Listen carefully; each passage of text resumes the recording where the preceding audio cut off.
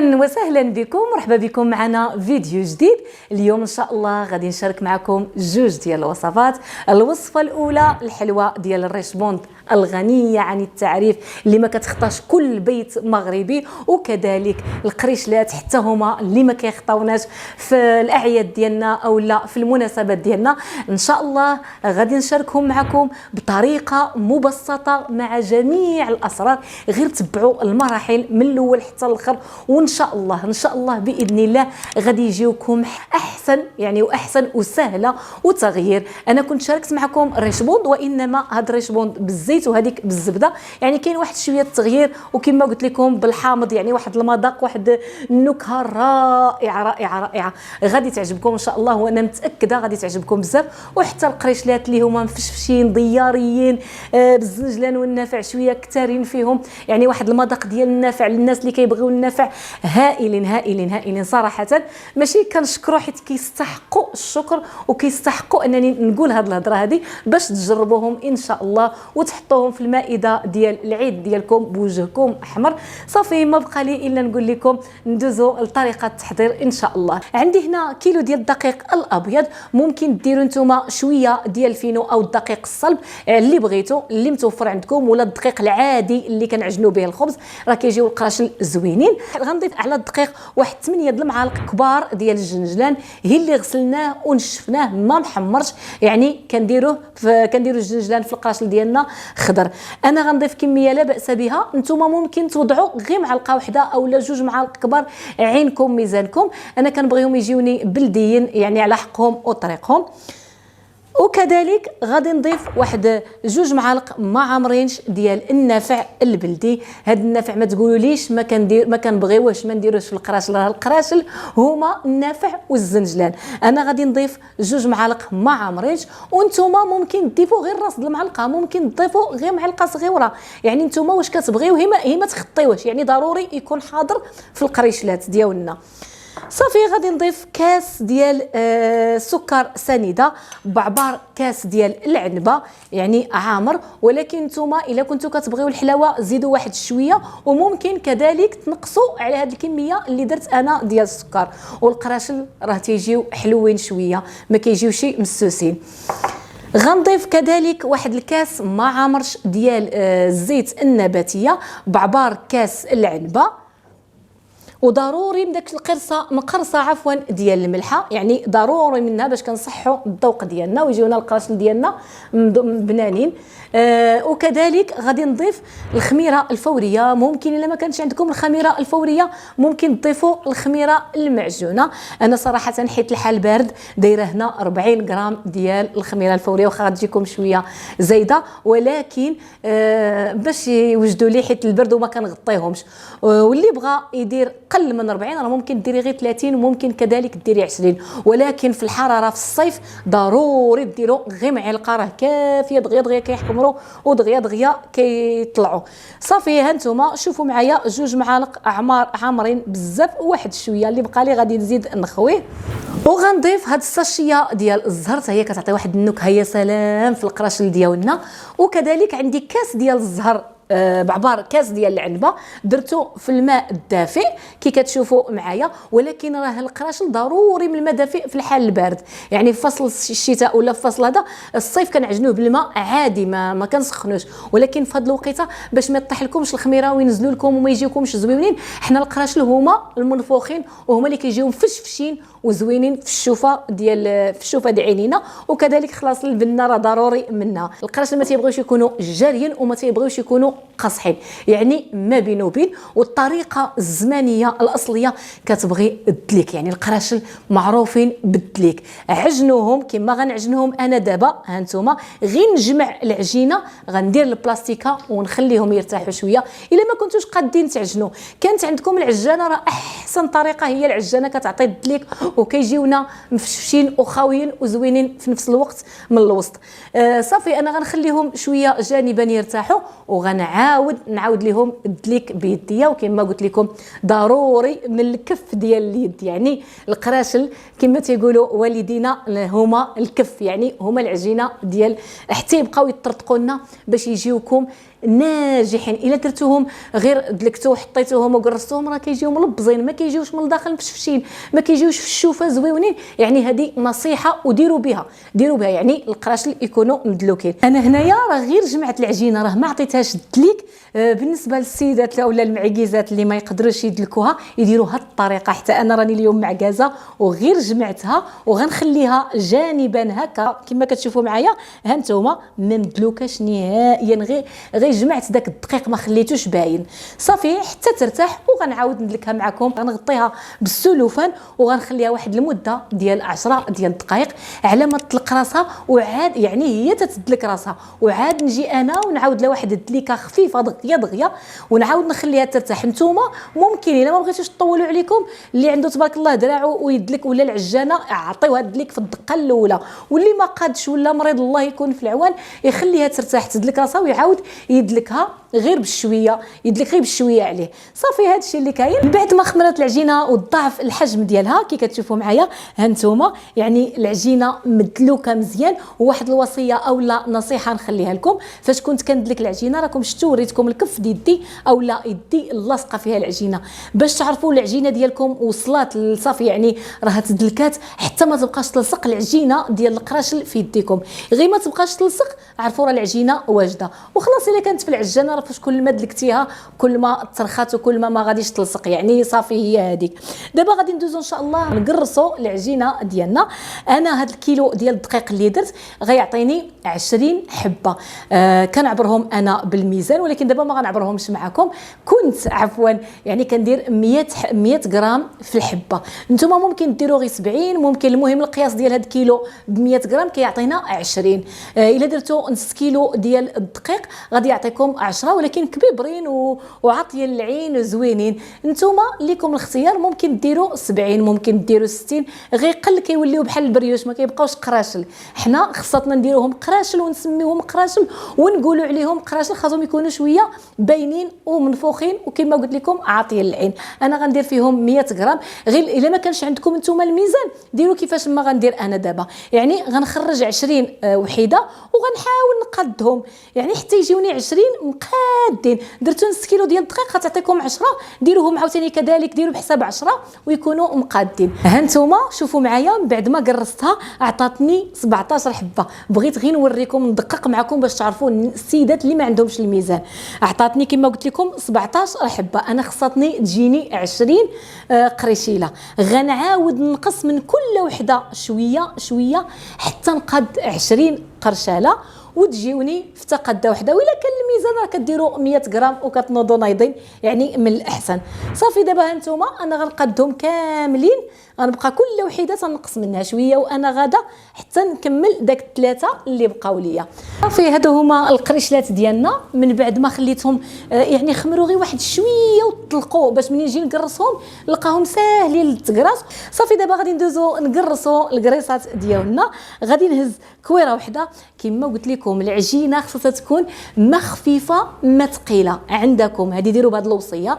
وربما الا جرات لكم ولا طلقات لكم العجينه ولا كان عندكم الدقيق كيطلق الماء، حيت كاين واحد الدقيق كيطلق الماء، داك الساعات ضروري ما غندردروا شويه ديال الطحين في سطح العمل على سطح العمل ونقرصوا القريشلات ديالنا. وكذلك ممكن ندهنوا غير بالرؤوس الاصابع سطح العمل بالزيت ونقرصوا حتى هما اللي ما بغيتوش ديروا الدقيق.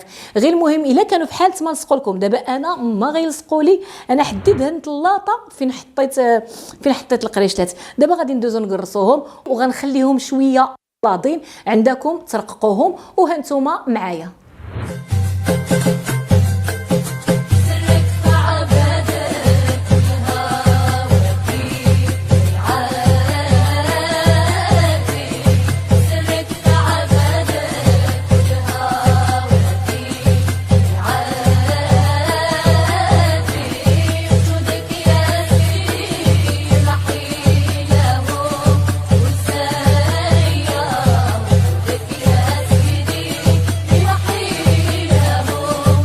هادو هما القريشلات ديالنا من بعد ما طرقناهم. صدقوني راه هاد القريشلات ساهلين وبنانين وزوينين وغيعجبوكم. راه فاش غديروهم ان شاء الله غادي تفرحوا باذن الله وغيعجبكم الحال، حيت كيبان لكم شي حاجه وهي راه في نفس الوقت غير ساهلين. حيت بزاف ديال السيدات انا ما فيا ما يعجل القراش لا بزاف عليا، وكنقول واحد النصيحه اولا واحد الهضره كنقولها للسيدات اللي كيخدموا هادشي كيحسبوا كمشروع اولا في المخبزات اولا شتي هاد القريشلات هادو راه الا درتوهم ودرتوهم بهاد الطريقه هادي وبعتوهم راه الثمن البيع الوحده ب3 ديال الدراهم ما تجيكمش غاليه، وانما الا كان الضمير وكان الجنجلان منقي وكان النافع منقي وكان فيها الزهيره ديال الدار وكان داكشي على حقه وطريقه والطحين مغربل وهذا راه ما تهمكمش انها 3 دراهم ولا 4 دراهم ولا 5 دراهم. المهم هذه غير مجرد نقطه وصافي تنقولها. وتنقول للسيدات اللي كيبيعوا هذا الشيء ولا اللي كيصوبوا هذا الشيء في ديرهم عندكم ديروا الحاجه زوينه، وراه ان شاء الله بجهد الله فاش كتكون الجوده راه كلشي تيكون زوين وكلشي تيسهل فيه الله، كلشي تيمشي راه ما كتبقاش. الا كانت الجوده الا كان الغش راه من عند الله داك التجاره كطيح الارض. المهم نتوما بيعوهم ب3 ديال الدراهم يعني جوج ب6 ديال الدراهم، ولا يكون فيهم الجنجلان شويه كثير. عندي هنا الجنجلان البلدي ماشي داك المصري الرومي، يعني الا كان هذا الشيء فيهم والا ما كانش ربما انكم ديروا غير معلقه الجنجلان ولا غير رويز المعلقه النافع وبيعوهم ب2 دراهم ولا بدرهم ونص، ونقصوا شويه من الكميه ما ديروش 100 غرام. وضروري انكم تكونوا اللي كيبيعوا ماشي الناس اللي في البيوت ديالهم ينقصوا من هذا العبار هذا شويه. الا كنتي غادي تنقص شويه من العبار ديال القرشاله صافي. هادشي اللي كاين دابا غادي ندوز ان شاء الله ندهنهم. غندهن انا هرست درت هنايا بيضه وحده ودرت معلقه كبيره عامره ديال الخل. ممكن ديروا شويه د الحليب، ممكن ديروا الصوجه الناس اللي كيعجبهم يعني اللون، ممكن ديروا نيسكافي، ولكن انا كنفضلهم انهم يكونوا غير بالبيض والخل. الخل هي على قبل الزفوره وصافي. دابا غادي ندوز ندهنهم. وهذه نقطه مهمه بزاف ديروا بها، ما كنخليوش القراشل ديالنا حتى كيخمروا يطلعوا ويتنفخوا عاد ندهنوهم، لا هي تنقرصوهم كنخليوهم عفوا غير شويه يطلقوا في الله وندوزو ندهنوهم. انا دابا ان شاء الله غادي ندوز ندهنهم. وضروري من الجنيبات ما تخليوش الجنيبات ماشي تجي انها محمره من الجناب كتجي عفوا فيها البيض ومحمره ومن الجناب كتجي ماشي بحال خصاتنا يجيو كيف الجوانب كيف الوسط يجيو بحال صافي. غادي ندهنهم وغنكمل ان شاء الله القريشلات اللي عندي وهانتم.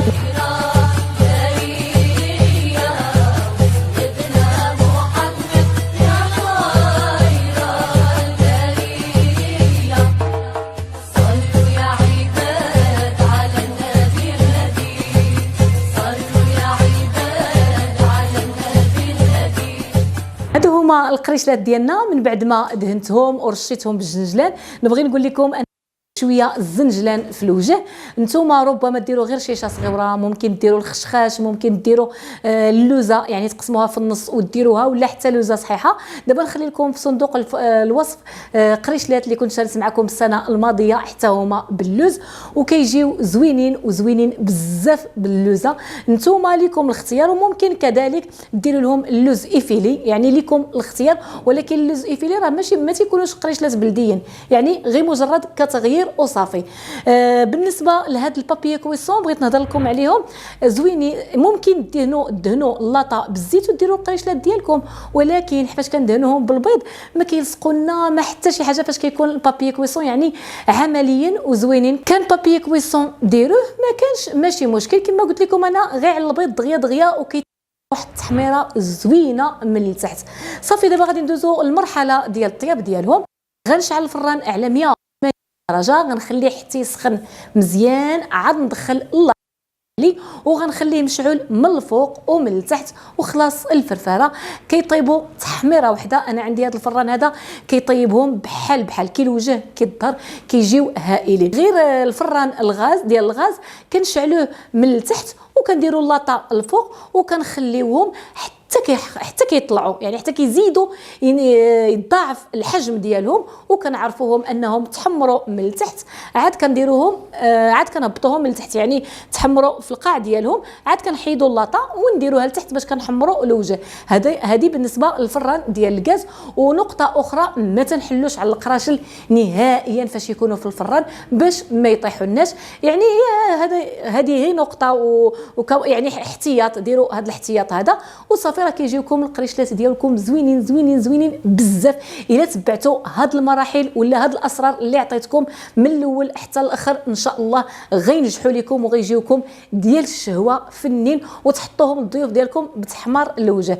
صافي انا راه الفران دابا ندير في الفران اللاطه الاولى اللي كنت درتها، يعني ما كنسبقوش اللاطات اللورانيه اللي الثانيه ولا الثالثه، كنسبقوا الاولى حيت خمرات مزيان. صافي غادي نديرها في الفران اللي هو سخون، وان شاء الله فاش يطيبوا القريشلات ديالنا هانتوما معنا وتشوفوهم كذلك. غنخليو القريشلات ديالنا كيطيبوا وغادي ندوزو نصوبوا الريشبوند ديالنا. صراحه انا هاد الريشبوند كنت شاركتها معكم هذه السنوات بالزبده، ودابا ان شاء الله غادي نشاركوها بالزيت النباتيه. المهم كناخذوا قصعه كنوضع فيها كاس ديال السكر سنيده، وكذلك غادي نوضع معلقه كبيره ديال مبشور الحامض على هذا الشكل هذا، وغادي نحرك غنخلط عفوا السكر مع الحامض هما الاولين مزيان باش يطلق لنا باش يطلقوا داك قشور الحامض النكهه ديالهم. وعاد غادي نضيف كاس ديال الزيت النباتيه، وغنضيف قبصه ملح يعني باش نصحوا الذوق ديال الحلويات ديالنا. يعني دائما الملح تكون حاضره عندكم ضروري منها.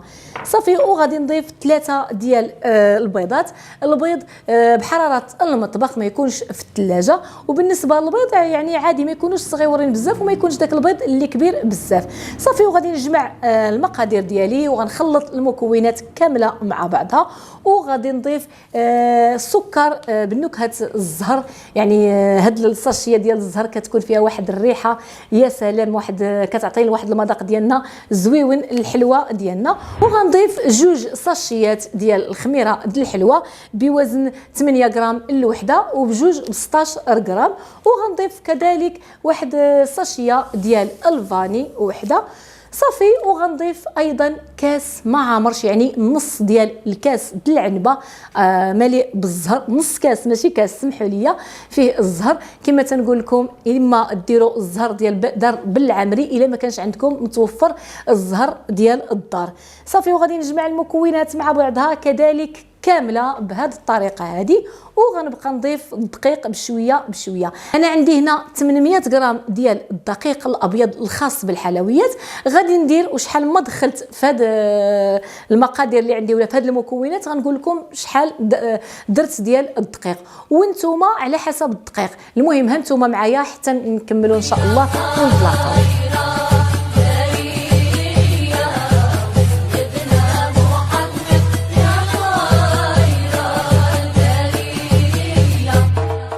هذا هو القوام ديال العجينه ديالنا من بعد ما عجناها، كتجي لينه ورطبه وزوينه. وصدقوني هاد الريشبوند غتعجبكم وغتعجبكم بزاف، وبخصوص الناس اللي كيبغيو المذاق ديال الحامض او لا عشاق الحامض غتعجبكم بزاف بزاف.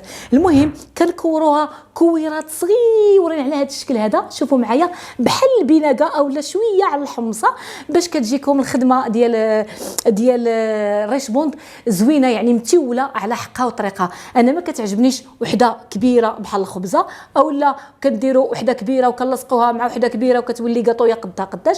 لا، اللي يدير شي حاجه يديرها متوله على حقها وطريقه احسن. ها نتوما شوفوا كويره صغيره، احنا غنلصقوهم بجوج. ودابا تشوفوا معايا في النهايه ديال الحلقه كيفاش غادي تجي الريشبوند ديالنا. صافي درنا بابي كويسون فوق لاطا. ممكن ما ديروش نهائيا، هو غير كيحافظ على اللاطات وما كتلصقناش الحلوه، ولكن هذه راه ما غتلصقش، يعني ما نحتاجوا اللاطا. الا ما بغيتوش ديروا بابي كويسون ما دهنوهاش مباشره، حطوا الريشبوند ديالكم. غير كنأكد عليكم تكون صغيره صغيره صغيره صغيره صغيره باش تلصقوا وحده مع وحده وتجيكم زوينه. بالنسبه للسر ديال هذا الريشبوند ولا بالنسبه للنصائح المهمه ديال الريشبوند، خصاتنا فاش نطيبوها في الفران غنطيبوها بحال الشكل ديال الصابلي. راه الريشبوند شي مره شوفي معايا انت فاش كتاكليها وكتجي قاصحه، علاش كتقولي انا درت لها الكوفيتير ولا درت درت لها الحليب ولا درت لها هذا وما جاتناش فتيه. الريش بوند كتجي محلكه ورطبه وفي العضه كتجي بحال الشكل ديال الكيكه او لا مسكوته، يعني خاطنا ناكلوها وهي فتيه بزاف. ربما شي كما قلت لك شي مره كتجيك قاصحه، راه السبب هو الفران. فاش تدخليها الفران ما تخليهاش طيب مده كثيره ولا تبقاي كتسيني الريش بوند ديالك حتى تحمر، لا ما تخليهاش تحمر، يعني غير ما بين وبين كما قلت لكم بحال الشكل ديال الصابلي، غير تحسي بها كتمضغ لك عفوا كديريها في فمك وكتذوب راها طابت. هذا سر مهم وما كيعرفوش الكثير ديال السيدات، ما كيعرفوش في الريش بوند. باش تجيكم داك الريش بوند اللي كتقسميها بيدك كتلقايها معلكه وزوينه. بلا ما نطول عليكم، بالنسبه للفران غنديرها في الفران لاطه ديالي من بعد ما غنستفها غنديرها في 175 درجه، الفران مشعول من الفوق ومن التحت وعيني ميزاني غير شويه وغادي نحيدها، ما نخليهاش تتيبس. الا خليتها كما قلت لكم تتيبس غادي تجيني ماشي ريش بوند اللي غيبغيها الخاطر. صافي هذه هي النصيحه المهمه في الريش بوند. نرجعوا للقريشلات ديالنا من بعد ما طابوا، اش غنقول لكم جاو شهوه منهم رائعين لا في الشكل وكذلك حتى في المذاق. كما قلت لكم شوفوا معايا هانتوما التحميره ضروري يتحمروا في الفران ويتحمروا مزيان، محمرين من اللور كي التحميره ديال اللور كي القدام كي الجنيبات. هادشي باش قلت لكم دهنوا البيض ودهنوا حتى من الجنيبات باش تجيكم القرشاله ديالكم مدهونه وطيبه واخده حقها من الطياب على حقها وطريقه. صافي هادو هما القريشلات ديالنا، هانتوما شوفوا معايا مفشفشه خفيفه مجعبه من الداخل، يعني ما عندي ما نقول فيهم. تنتمنى انكم تجربوهم وتردوا عليا الخبر في التعليق ان شاء الله. هذه هي الريش بون ديالنا من بعد ما طابت. شوفوا معايا كما قلت لكم ما محمراش داك التحميره اللي كتيبسها، يعني مبيضه ما بين وبين، طايبه ماشي ما طايباش ولكن في نفس الوقت ما محمراش.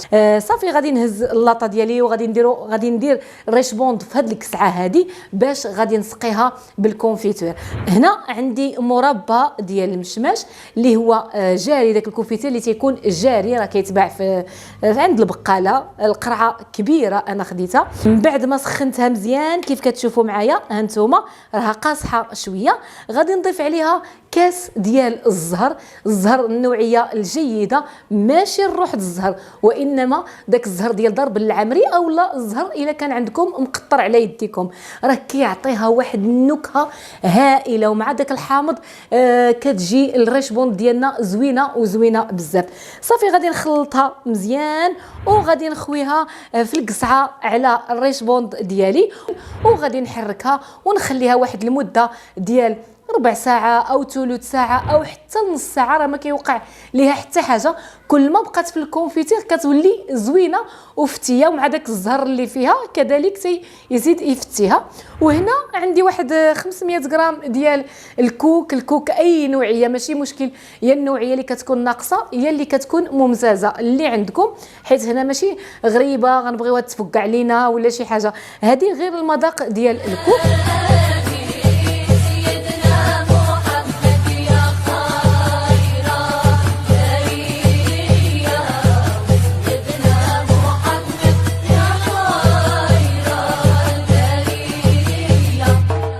وصلنا للشكل النهائي، هذا هو الريش بوند ديالنا وكذلك هذو هما القريشلات ديالنا. واحد النصيحه نسيت ما قلتها لكمش، نتكلم لكم شويه على المجمد بالنسبه لهذه الحلوه. ممكن ديروها في المجمد وفوق ما بغيتو جبدوها، يعني غير قبل الوقيته اللي غتحتاجوها ب10 دقائق بربع ساعه دغيا كتطلق وكتولي وكانك عاد صوبتيها داك الساعه، يعني كتبقى طريه في داك المذاق، ما كيوقع والو. الكوك ديالنا راكم نتوما عارفين الكوك كيغوى الا بقى خارج الثلاجه او لا خارج الفريكو، وكذلك ديروها في الثلاجه ما تخليوهاش خارج الثلاجه. يعني راكم عارفين في الزهر في الكونفيتير يعني تقدر الا بقات لكم مده خارج الثلاجه راه تغمل لكم، راكم نتوما تبارك الله عليكم عارفين، ولا يتغير ليها المذاق. من الاحسن نخليوها في الثلاجه الا ما كنتوش غادي تخليوها مده طويله. وخلاص الا كنتو غتخليوها مده طويله راه كتبقى هائله في المجمد. وبالنسبه المذاق يعني دابا حاليا كما صوبتها انا ما غاديش انا غنحل معكم وحيده وغتشوفوها فتيه، ولكن هذا الريشبوند حتى لا غد ليه عاد كيبان لكم الحقيقه ديالو. يعني عاد الريشبوند كتولي فتيه بزاف وكتولي حسن من النهار اللي صوبتوه فيها. يعني نتوما الا صوبتوها واخا تشوفوها جاتكم شويه مقرمله ولا ما جاتكمش كيف بغيتو، راه حتى لا غد ليه عاد غتجيكم هي هذيك وكيف ما بغى الخاطر. صافي هادشي اللي كاين بالنسبه للحلوه بالريشبوند. وكذلك وكنأكد عليكم الريشبوند ما طيبوهاش بزاف في الفران، راه سر من الاسرار. يعني خليوها بيضه راه كطيب واخا تتبان لكم بيضه راه طايبه. بالنسبه للقريشلات ديالنا حتى هما كنديروهم في المجمد.